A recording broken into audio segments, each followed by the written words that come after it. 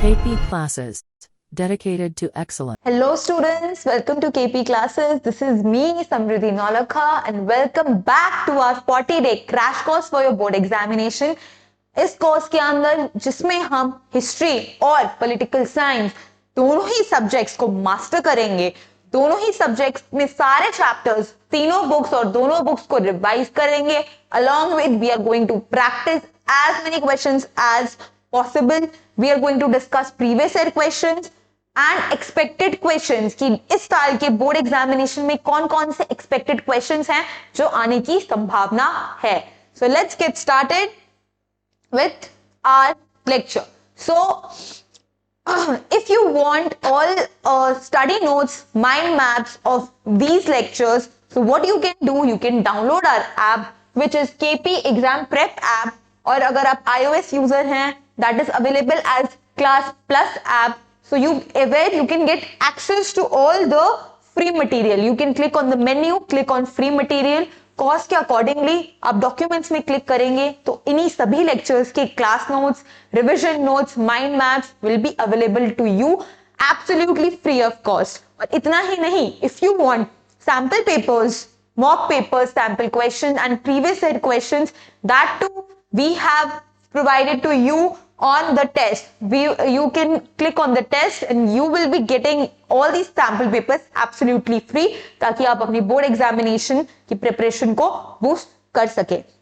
और अगर अभी तक आपने हमारे चैनल को सब्सक्राइब नहीं करा, वीडियो को शेयर नहीं करा, so please do it ASAP. और अब अगर आपने अभी तक हमारी व्हाट्सएप और टेलीग्राम कम्युनिटी का पार्ट नहीं बने हैं, so check the description box, check the link, check out the links so that आप हमारी व्हाट्सएप और टेलीग्राम कम्युनिटी का पार्ट बन सके. और वहां पे आपको क्या मिलेगा? आपको डेली क्विजेस, इंफॉर्मेटिव वीडियोस और अपकमिंग लेक्चर्स की अपडेट्स. इवन इतना ही नहीं, CUET और बोर्ड एग्जामिनेशन के रिगार्डिंग कोई भी नोटिफिकेशन आता है ताकि आप सबसे पहले उस नोटिफिकेशन से वाकिफ रहें और अपडेटेड रहें. So let's get started with this lecture. So in the previous lectures what we have discussed, हमने bipolarity, contemporary centres of power, contemporary South Asia, even international organization part 1. So these lectures, these chapters have been completed. अगर आपने हमारे previous lectures नहीं देखे हैं, check out the description box. आपको history और political science दोनों की playlist मिल जाएगी so that आप इस course तक पूरा कंप्लीट होने तक हमारे साथ जुड़े रहें और सारे लेक्चर्स रिवाइज करें so that you can improve your board examination. You can master this subject as well. So आज हम पार्ट 2 डिस्कस करेंगे on day 8.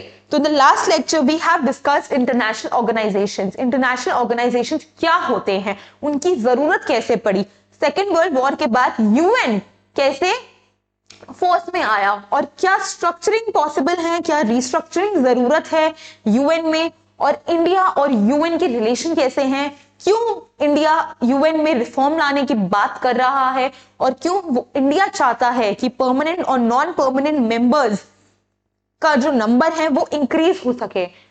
So in this lecture we are going to discuss which are the other international organisations apart from UN जो हमें पढ़ने के लिए relevant है, जो जरूरी है हमारे एग्जाम पॉइंट ऑफ व्यू से. सो लेट्स गेट स्टार्टेड. उससे पहले वी एट KP क्लासेस, हमारी टीम ने दिन रात मेहनत करके आपके लिए उड़ान बैचेस और सारथी बैच लॉन्च करे हैं. किस लिए? आपके CUET एग्जाम के लिए, ताकि आप अपनी CUET एग्जाम को मास्टर कर सकें, CUET प्रिपरेशन को मास्टर कर सके. कितने में ma'am? Only just 4,999. Yes my friends, in just 4,999 rupees you will be getting all the possible help, all the material from our side so that you can boost your CUET preparation. और इतना ही नहीं, ये आपके सारे streams में available है. अगर आप साइंस स्ट्रीम से हैं, कॉमर्स से हैं, ह्यूमैनिटीज से हैं, कोई दिक्कत नहीं, आप सारे domains including your language, including your general test in just 4,999 complete करेंगे, रिवाइज कर सकते हैं और प्रैक्टिस कर सकते हैं. और अगर आप सिर्फ जनरल टेस्ट और लैंग्वेज पढ़ना चाहते हैं तो that too we have our Sarathi batch in just 999। और ये कोर्स मैम मिलेगा कहाँ पे? ये कोर्स आप हमारे ऐप पे जाके और हमारी वेबसाइट पे जाके चेकआउट कर सकते हैं, and you can purchase in just 4999 and 2999 from our app and on website. अगर कोई फर्दर क्वेरी है, you can check this number, you can call on this number for the further query. Again I am reminding you, you can join us on Instagram, हमारी Instagram family का member बने, WhatsApp और Telegram community का member बने, ताकि कोई भी update आता है you can get access as soon as possible. So first, other international organisation में हम बात करेंगे international monetary fund.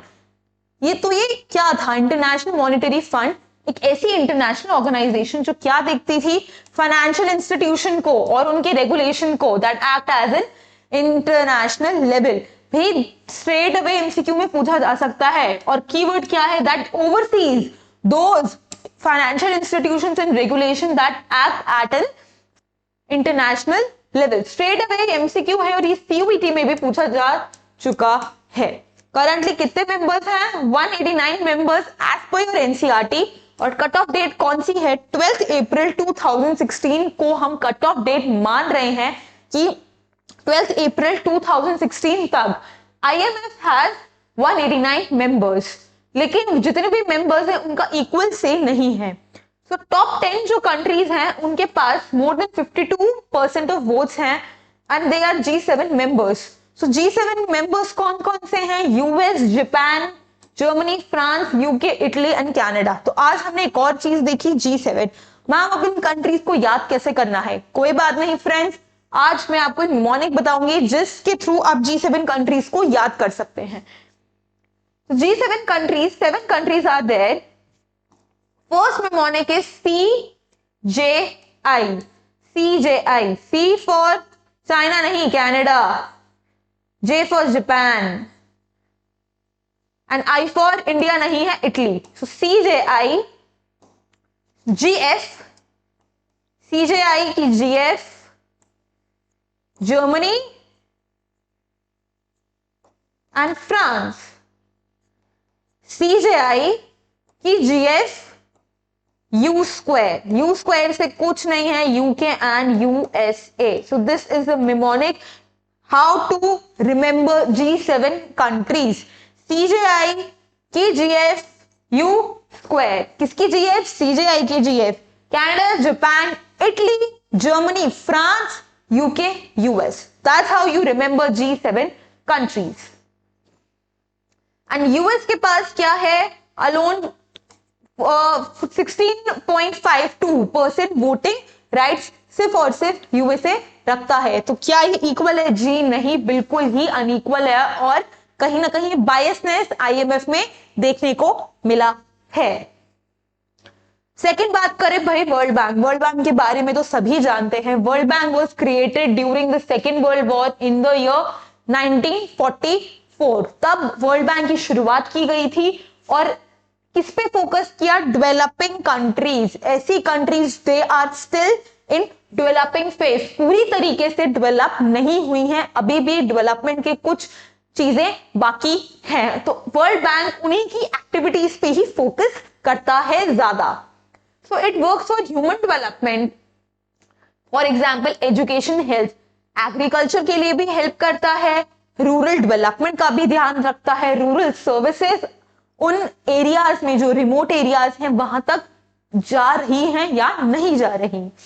Then environmental protection, यानी कि पोल्यूशन को रिड्यूस कैसे करें, रेगुलेशंस को इंपोज कैसे करें, इंफ्रास्ट्रक्चर मैनेज कैसे करें, और governance, anti corruption, development for the legal institution.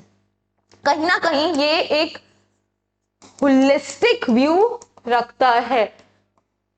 Other than growth, जितना भी ह्यूमन डेवलपमेंट है, एनवायरमेंट हो गया, गवर्नेंस हो गया, ब्यूरोक्रेसी हो गया, इंफ्रास्ट्रक्चर हो गया एंड एग्रीकल्चर हो गया, सारे ही ये डोमेन, सारे ही सब्जेक्ट वर्ल्ड बैंक इस पे ध्यान दे रहा है कि कहीं ना कहीं डेवलपिंग कंट्रीज जो हैं ये अच्छे से काम कर रही है या नहीं कर रही, और कोई भी पॉसिबल हेल्प है इन डेवलपिंग कंट्रीज को, तो world bank will make sure that they are going to provide as possible help as they can.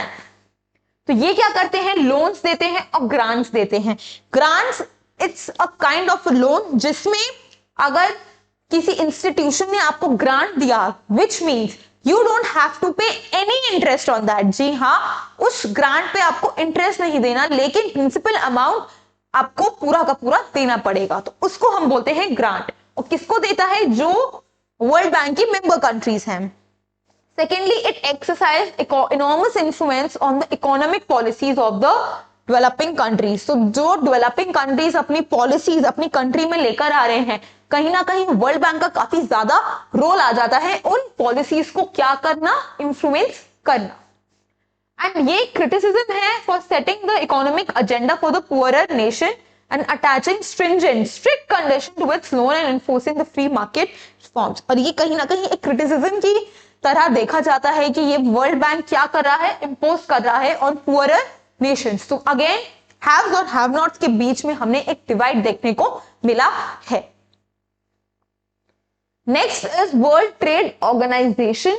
ये एक इंटरनेशनल ऑर्गेनाइजेशन है जो रूल सेट करता है किसके लिए, आपस में ग्लोबल ट्रेड के लिए। तो ये एक कंट्री नहीं, दो कंट्री नहीं, जितनी भी कंट्रीज हैं उनके बीच में जो ट्रेड फैसिलिटेट हो रहा है उसको रेगुलेट वर्ल्ड ट्रेड ऑर्गेनाइजेशन करता है। कब आया था, in the year 1995 as the successor of GATT, which is General Agreement on Trade and Tariffs that created after the Second World War. So GATT was also created in the year 1948। ठीक है, उसी का ही successor क्या बना था, world Trade organisation बना था। Write down in the comment section United nation किसका सक्सेसर बना था और कब बना था, कौन से ईयर में बना था, and which day is celebrated as UN day every year. 2016 29 July is the cut off year. तब तक 164 members as per your NCERT 164 members till 2016 माने गए। All decisions are taken unanimously by the major economic powers like US, EU, Japan. They have managed to use WTO to frame rules of the trade to advance their own interests. सारे decision unanimously तो लिए गए, लेकिन जो major economic powers हैं, जो major super powers हैं, वो इन रूल्स को अपने इंटरेस्ट के अकॉर्डिंगली सेट करता है ताकि उसमें इन कंट्रीज का ज्यादा फायदा हो सके। और इसी के साथ developing countries they often complain कि यहाँ पे क्या है, नॉन ट्रांसपेरेंट प्रोसीजर्स हैं that being pushed around the big powers. तो इन पे जो ये इम्पोजिशन है, ये बिग पावर्स क्या कर रही हैं, इम्पोज कर रही हैं। अब बात करेंगे next organization, international atomic energy agency, जो 1957 में एस्टैब्लिश हुई थी। और क्यों आया था, came into being to implement US president Dwight Eisenhower's Atoms for Peace proposal. So then President of US he proposed Atoms of Peace. So उसको लाने के लिए, लेगेसी को कैरी फॉरवर्ड करने के लिए international atomic energy agency was establish. और क्या था भाई, न्यूक्लियर एनर्जी, न्यूक्लियर पावर का यूज करो, लेकिन पीसफुल तरीके से यूज करो और इसको आप प्रिवेंट करोगे मिलिट्री पर्पसेस के लिए। तो जो nuclear power, nuclear atom bombs आप बना रहे हो, आप इससे किसी पे मिलिट्री हमला नहीं कर सकते, आप अपने इंटरेस्ट के लिए ये यूज करोगे। तो उसको रेगुलेट करने के लिए ये एजेंसी आई थी। So this teams up regularly inspect nuclear facilities all over the world that and ensure that the civilian reactors are not being used for the military purposes। जो ये न्यूक्लियर पावर है ये military purposes के लिए नहीं use हो, ये सिर्फ पीसफुल पर्पसेस के लिए कंट्रीज अपने इंटरेस्ट के लिए यूज करें। Then comes Amnesty International, ये एक एनजीओ है। Again this has been asked as a previous question that campaigns for the protection of human rights all over the world। क्या करता है ये, ह्यूमन राइट्स को प्रोटेक्ट करता है और प्रिजर्व करता है, और उसके अकॉर्डिंगली ही कि जिस कंट्रीज में ह्यूमन राइट्स वायलेट हो रहे हैं ये उसको देखेगा, उसको टैकल करेगा। It respects promotes respect for all human rights in UDHR which is universal declaration of human rights. 10 दिसंबर को ये साइन हुआ था, ठीक है। और इसमें बताया गया था कि what are human rights, human rights क्या है, लोगों के लिए जरूरी क्या है, and no one have right to violate human rights. हम किसी के भी ह्यूमन राइट्स को वायलेट नहीं कर सकते, उनसे उनके ह्यूमन राइट्स नहीं छीन सकते। They believe that human rights are interdependent and indivisible. It prepares and publishes reports on human rights. Even government are not always happy with the reports, since the major focus of Amnesty is misconduct of the government authorities. Then again एक और international NGO है जो human rights को promote करता है, which is human rights watch.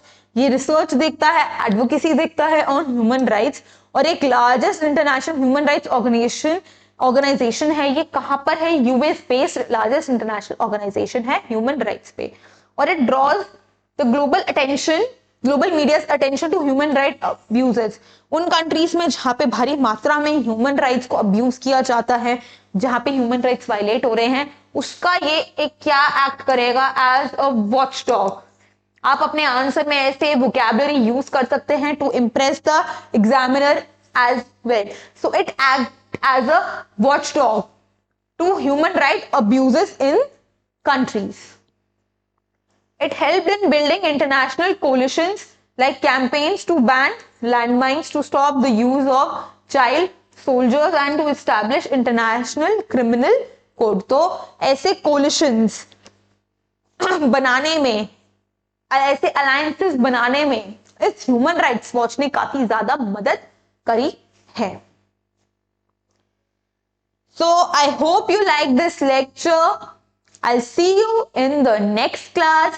Again, I'm reminding you how you can boost your CUET preparation just for 999 from our Udan batches. आप ये batches हमारे website और हमारे app पे जाके परचेज कर सकते हैं, जिसमें आप अपने सारे domains along with language, along with general test बिल्कुल मास्टर कर सकते हैं और कंप्लीट कर सकते हैं, रिवाइज कर सकते हैं। हमारी टीम ने दिन रात मेहनत करके आपके लिए, सिर्फ आपके लिए ये बैचेस लॉन्च करे, ताकि आप अपनी सीयूईटी प्रिपरेशन को बूस्ट कर सके और अच्छे कॉलेज में जाके अपने सपनों को पूरा कर सके। So I see you in the next class. Till then take care, bye bye, thank you. KP classes dedicated to excellence.